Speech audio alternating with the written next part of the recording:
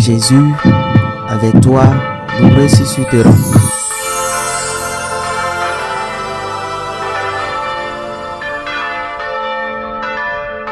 Le Seigneur soit avec vous.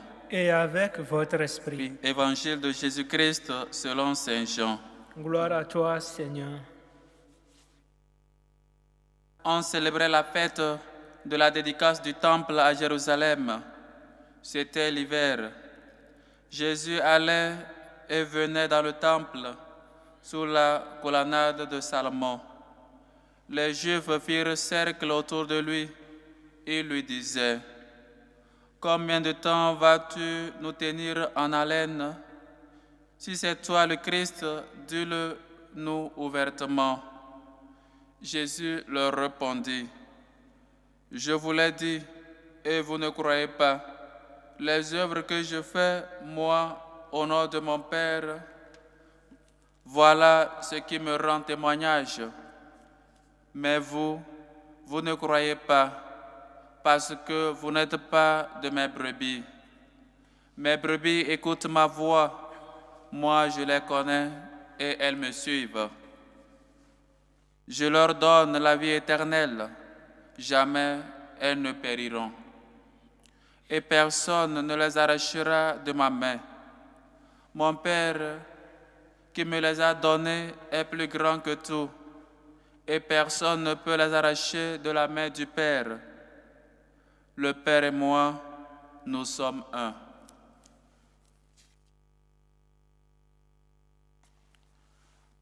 Acclamons la parole de Dieu. Louange à toi, Seigneur Jésus. Si tu es le Christ, dis-le-nous ouvertement. Si c'est toi le Messie, le Christ, le Fils de Dieu qui est venu au monde, dis-le ouvertement. Confesse ce que tu es, dis-nous ton identité, qui tu es réellement. Chers frères et sœurs, Jésus nous répond toujours à nos préoccupations, il répond toujours à nos questions, mais parfois nous ne sommes pas capables de l'écouter. Jésus dit: les œuvres que je réalise, les œuvres que je fais rendent témoignage de moi. On sait bien, comme l'aveugle né de naissance nous a dit: s'il est Dieu, je ne sais pas, mais je sais que personne qui n'est venu de Dieu, personne qui n'a une relation avec Dieu peut faire de semblables choses, peut faire ces miracles-là. Il faut donc venir de Dieu, ou encore, il faut donc être Dieu pour guérir un aveugle de naissance. L'aveugle avait déjà confessé son identité. Il est venu de Dieu. Il est venu pour nous sauver. Il est venu pour ouvrir nos yeux, afin que nous puissions voir ses merveilles dans nos vies et que nous puissions croire. Non pas être incrédule comme Thomas. On doit voir et croire, sinon croire, et la gloire de Dieu se manifestera en nous. Le Seigneur le répète à Anne, il le répète à Marie et à sa sœur Marthe: si tu crois, tu verras la gloire de Dieu. Chers frères et sœurs, il faut donc qu'on apprenne à croire. Il faut donc qu'on apprenne cette adhésion totale et complète au Seigneur, qu'on se laisse toujours guider par lui, qu'on se laisse toujours illuminer. Moi, je suis le vrai pasteur. Mes brebis écoutent ma voix et me suivent. Et moi, je suis brebis de Jésus. Et moi, j'arrive à écouter la voix de Dieu dans ma vie. J'arrive tout au long de la journée à parler avec Dieu, mon Père, à faire silence et à l'écouter dans ma vie, où je suis entouré de bruit et en moi-même, il y a un bruit qui ne cesse de sonner. Chers frères et sœurs, ne pas écouter Dieu dans toute notre vie, ou vivre sans Dieu, c'est vivre dans les ténèbres, c'est marcher vers un lieu où on ne connaît pas et on ne sait pas. C'est marcher dans les ténèbres et donc faire seulement le cercle parce qu'on n'arrive pas à avancer. On ne voit pas le chemin, on est dans les ténèbres et le chemin ne se fait pas voir. Le Seigneur nous appelle. Il nous appelle à ce que nous puissions toujours écouter sa voix, Peut-être quand tu es ici, quelqu'un t'appelle, tu sais par où vient cette voix-là, si peut-être vers ici ou vers là. C'est pourquoi le Seigneur dit, il nous appelle et nous le suivons. Parce qu'une fois écouté la voix, tu sais, si on m'appelle tout à l'heure ou quelqu'un t'appelle, tu sais au moins d'où vient cette voix. Et donc tu peux suivre la voix et aller jusqu'à la personne. Et si on n'écoute pas Dieu, si on n'écoute pas sa voix, et donc on ne saurait pas vers où aller, vers où nous diriger. Et donc nous allons toujours faire un tour de ce monde où nous pensons que nous sommes en train de vivre. Vivre sans le Christ, ce n'est plus une vie, parce que c'est lui seul qui est la vie éternelle. Et donc il faut qu'on sache écouter vers où vient cette voix-là, vers où on m'appelle, vers où je dois aller, qui dois-je suivre. Et d'ailleurs, il y a beaucoup de voix qui nous appellent, peut-être la peur, peut-être pas mal de choses, mais le Seigneur nous appelle. Et nous savons que le Seigneur ne crie pas, il parle dans le silence, il parle à travers notre conscience, il nous appelle et il nous parle seul à seul. À chacun, il appelle par son nom. Oui, chers frères et sœurs, Dieu connaît ton identité. Il te connaît, ton nom et prénom. Il te connaît depuis le ventre de ta mère et il t'appelle. Comme le dit le prophète, depuis le ventre de ma mère, le Seigneur m'a appelé. Il m'a consacré. Chers frères et sœurs, les œuvres que je réalise rendent témoignage de moi. Nous sommes capables de voir les merveilles, les œuvres de Dieu dans notre vie, où nous pensons que tout ce que nous avons, le travail, les enfants, la famille, le mari, l'épouse, c'est grâce à notre propre mérite. Nous sommes capables de voir que les ateliers, les apprentis, nos frères et sœurs, c'est peut-être par nos mérites ou ce que nous les faisons, le bien que nous le faisons. Nous n'arrivons jamais à voir la grâce de Dieu, les œuvres de Dieu. Et donc, comment nous allons croire? Comment nous allons comprendre le plan de Dieu? Comme le dit Saint Augustin, je crois pour comprendre et je comprends pour croire. Nous, on veut tout savoir avant de croire. On veut que le Seigneur, je ne sais pas quoi, descende du ciel pour nous montrer, voilà ceci mon œuvre. Voilà ceci, ce que j'ai fait pour toi.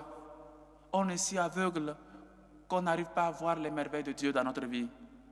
On est si ignorant, on est si indifférent qu'on n'arrive pas à réaliser les bienfaits de Dieu dans notre vie.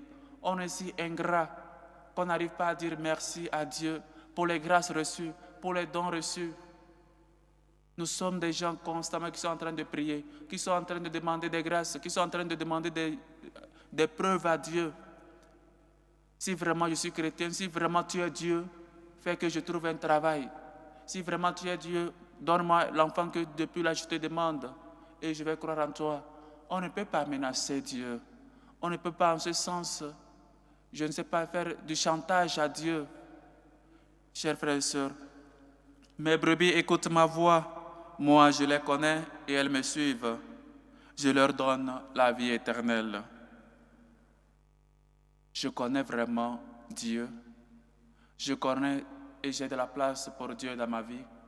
Je sais qui est mon pasteur, celui que je dois suivre dans cette vie. Qu'est-ce que je suis? Dieu, l'argent, vers quoi je m'oriente dans cette vie? Qu'est-ce que je cherche vraiment dans cette vie? Cherche d'abord Dieu et le reste te sera donné de surplus. Qui est-ce que je suis? Pour des personnes peut-être qui veulent ou qui me disent suis-moi, ou encore on parle des partis politiques, je suis de tel parti politique, de celui-ci. Ce n'est pas cela, le Seigneur n'est pas un politicien. Le Seigneur est venu pour tous. Il n'est pas venu seulement pour les gens de son pays ou les gens qui étaient là, qui vivaient ce milieu-là en son temps, ou peut-être seulement pour les disciples. Non, il est venu pour tous et il veut qu'on écoute sa voix. Où donc je peux écouter la voix de Dieu dans ma vie, dans la Sainte Écriture, à travers mes frères et sœurs, à travers ma conscience. Dieu parle toujours, à travers de beaucoup de choses. Chaque fois que vous faites le bien à ces petits-enfants, c'est à moi que vous l'avez fait. La présence de Dieu dans les plus petits, dans les démunis, les pauvres. La présence de Dieu dans les Saintes Écritures, où il ne cesse jamais de nous parler. Le Verbe s'est fait chair et il a habité parmi nous. Et combien de fois je suis en contact avec cette parole de Dieu, combien de fois je prie, combien de fois je lis la Bible, combien de fois je touche même cette Bible.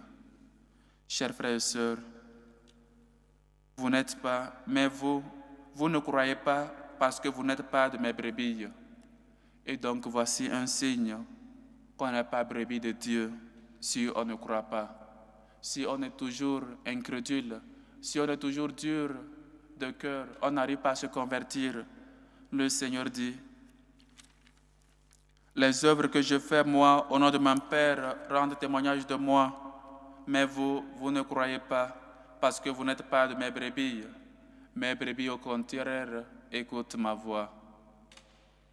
Chers frères et sœurs, apprenons et demandons la grâce à Dieu de toujours écouter sa voix dans notre vie. Parfois, on demande des grâces à Dieu, ça tarde à venir, et donc on abandonne. On ne sait pas que notre foi sera mise à l'épreuve. On ne sait pas que Dieu n'est pas toujours à notre service, ou quand on demande ceci le matin, le soir, on nous donne déjà. Pourquoi donc nous agissons et nous réactionnons comme des enfants? On demande à Dieu, on est pressé de l'avoir. Donne-moi ceci, donne-moi cela. Combien de fois on rend grâce à Dieu? Combien de fois, à travers nous, on évangélise, on dit aux autres personnes, ou à travers nos œuvres, les autres rendent gloire à Dieu. Combien de fois on est capable d'être lumière du monde et celle de la terre? Notre mission à nous, nous ne le faisons jamais. Mais on est toujours en train de menacer Dieu, qu'il nous fasse ceci avant qu'on ne puisse croire. Si on ne veut pas croire, on ne va pas croire, même si Dieu descend actuellement dans ta vie. Crois et tu verras la gloire de Dieu. Cesse d'être incrédule. Comme il a dit à Thomas, croyons et le Seigneur se manifestera à nous. Si tu crois, tu verras la gloire de Dieu. Demande la grâce à Dieu de te donner la foi. C'est ça qu'il te manque actuellement. C'est ça qui me manque. C'est ça qui nous manque, avoir la foi. S'abandonner totalement dans les mains de Dieu. On ne peut pas être comme ces enfants capricieux qui ne cessent de toujours demander et jamais rendre grâce. De toujours se lamenter quand les parents ne leur donnent pas quelque chose. On ne peut pas traiter ainsi à Dieu. Dieu mérite plus. Dieu mérite qu'on puisse être reconnaissant, qu'on puisse toujours reconnaître ses merveilles dans notre vie, ou qu'on puisse toujours s'adhérer, on puisse toujours confesser son nom partout. On puisse être de ces brebis qui écoutent toujours sa voix, qui voient ses merveilles dans leur vie et qui sont toujours généreux, qui partagent avec leurs frères et sœurs et qui sont, comme on le dit souvent, reconnaissants. Soyons reconnaissants, sachant que tout ce que nous avons vient de Dieu. Qu'est-ce que tu as et Dieu ne t'a pas donné? Et s'il t'a donné, pourquoi l'orgueil? Pourquoi ne pas te mettre à genoux, te prosterner devant le Seigneur et lui dire seulement merci? Que le Seigneur nous aide à toujours être reconnaissants dans notre vie, à toujours qu'il nous ouvre les yeux pour voir ses merveilles dans notre vie et qu'on puisse être toujours des gens capables d'écouter sa voix, de toujours discerner sa voix dans notre vie et que nous puissions toujours répondre avec générosité à son appel. Loué soit Jésus-Christ. À jamais.